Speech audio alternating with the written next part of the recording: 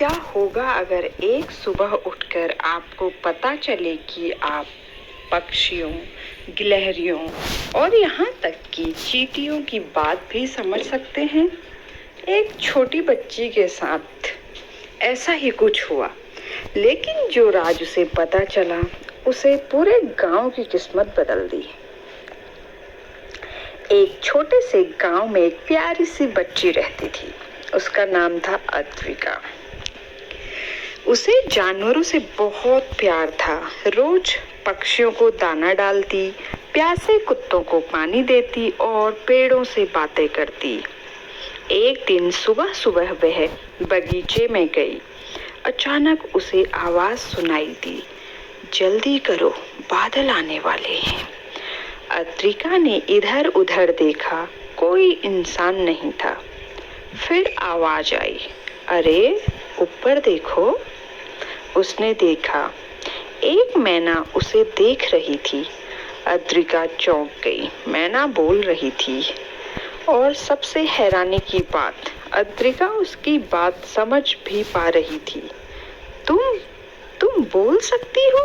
अद्विका ने पूछा। मैना हंस पड़ी। हम तो हमेशा बोलते हैं, आज पहली बार तुम समझ पा रही हो। अद्विका की आंखें चमक उठी। उस दिन वह पूरे गांव में घूमी, गिलहरियों से बातें कर रही थी, गाय अपने बछड़े से बात कर रहा था, यहाँ तक कि पेड़ पर बैठे तोते भी गपशप कर रहे थे। उसे सबकी भाषा समझ आ रही थी, लेकिन तभी उसे एक अजीब बात सुनाई दी। दो कौवे आपस में बात कर रहे थे। एक कौवा बोला, 3 दिन बाद बड़ी मुसीबत आने वाली है। दूसरा बोला, हाँ, नदी का बांध टूटने वाला है। अद्विका डर गई। अगर बांध टूट गया तो पूरा गांव पानी में डूब सकता था। वह दौड़कर गांव वालों के पास गई। हमें बांध की मरम्मत करनी होगी। लेकिन सब हंसने लगे। तुम्हें यह किसने बताया? क्या कहती कि कौवों ने बताया? कोई विश्वास नहीं करता। उस रात वह बहुत परेशान थी। तभी खिड़की पर दस्तक हुई, टक टक। वही मैना बैठी थी। हार मत मानो, मैना बोली। कभी कभी धीरे धीरे सच लोगों तक पहुंचता है। अगले दिन अद्विका नदी किनारे गई। वहां उसे बीवर जैसा एक जानवर मिला। गांव वाले उसे जल कारीगर कहते थे। वह लकड़ियां जोड़ रहा था। क्या हुआ? अद्विका ने पूछा। नदी का बहाव बदल रहा है, यह अच्छा संकेत नहीं है। अब अद्विका को यकीन हो गया। उसने गांव के प्रधान से फिर बात की, लेकिन इस बार उसने जानवरों का नाम नहीं लिया। उसने नदी किनारे दिखाई देने वाली दरारें दिखाई। कुछ लोगों ने उसकी बात सुनी और कुछ ने नहीं। तीसरे दिन सुबह आसमान काला हो गया। तेज बारिश शुरू हो गई। नदी उफान पर आ गई। तभी धड़ाम, बांध का एक हिस्सा टूट गया। गांव में अफरा तफरी मच गई, लेकिन अद्विका पहले से तैयार थी।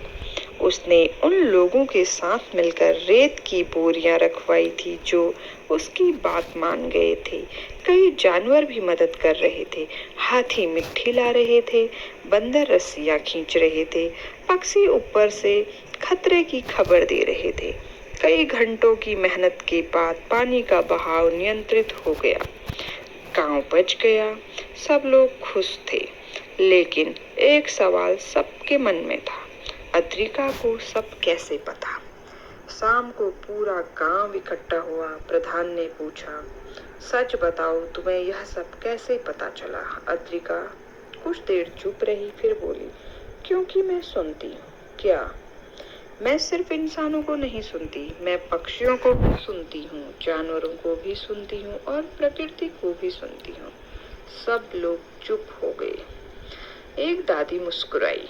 उन्होंने कहा, शायद यही बात हम बड़े लोग भूल गए हैं। प्रकृति हमेशा संदेश देती है, लेकिन हम सुनना बंद कर देते हैं। उस रात अद्विका फिर बगीचे में गई। मैना उसका इंतजार कर रही थी। अब क्या मैं हमेशा तुम लोगों की भाषा समझ पाऊंगी? अद्विका ने उत्सुकता से पूछा। मैना मुस्कुराई। नहीं, कल सुबह यह जादू खत्म हो जाएगा। अद्रिका उदास हो गई। लेकिन मैना बोली, जादू खत्म होगा, सीख नहीं। याद रखना, जो दिल से सुनते हैं वह बिना शब्दों के भी बहुत कुछ समझ जाते हैं। अगली सुबह जादू सचमुच खत्म हो गया। पक्षियों की आवाज फिर सामान्य लगने लगी, लेकिन अद्रिका मुस्कुरा रही थी, क्योंकि वह जानती थी दुनिया में सबसे बड़ी ताकत बोलने में नहीं, सुनने में है। प्रकृति हमेशा हमसे बात करती है। जो ध्यान से सुनता है वही सही समय पर सही बात समझ पाता है। Thank you.